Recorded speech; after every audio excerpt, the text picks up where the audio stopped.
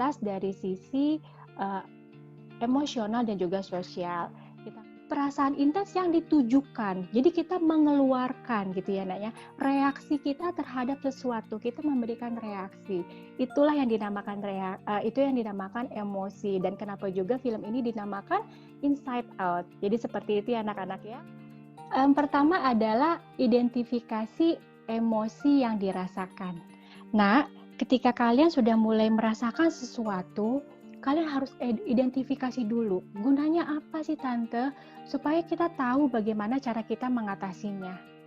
Menarik nafas dari hidung yang dalam gitu ya, kemudian dibuang, keluarkan pelan-pelan dari mulut. Tarik lagi nafas dari hidung yang panjang, kemudian buang lagi dari mulut. Lakukan itu 3 kali saja nak. Ketika kalian melakukan itu 3 kali dengan cara yang benar, maka kalian pasti akan sudah mulai merasa tenang. Dasarnya manusia itu adalah makhluk sosial. Udah belajar ya anak-anak ya.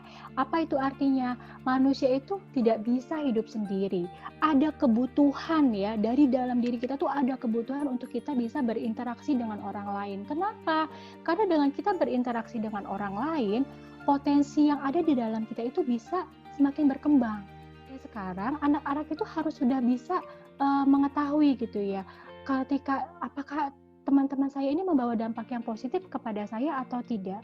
Ketika sudah membawa dampak yang tidak baik untuk kalian, segera di-cut nak. Harus berani untuk say no. Sama dengan orang tua nak, orang tua udah lulus loh nak, fase pubertasnya udah lulus gitu ya.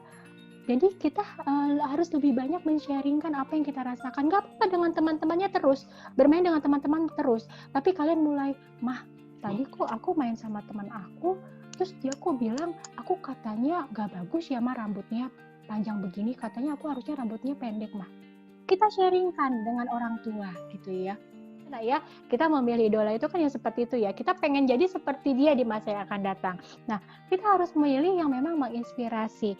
Misalnya orangnya itu udah toksik dari YouTuber atau dari siapa gitu, tapi dia kayak malah ngerasa keren gitu, itu gimana tante?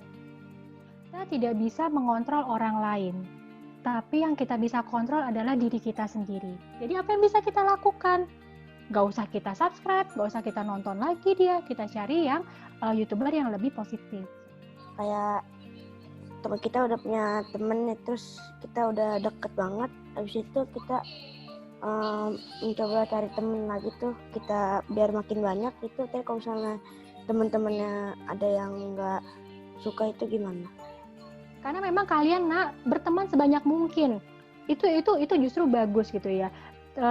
Kita mempunyai banyak teman itu akan baik sekali untuk kalian nantinya gitu ya. Itu akan melatih kalian gitu ya, bagaimana berinteraksi dengan orang lain gitu. Yang penting cari teman yang sehat, itu aja.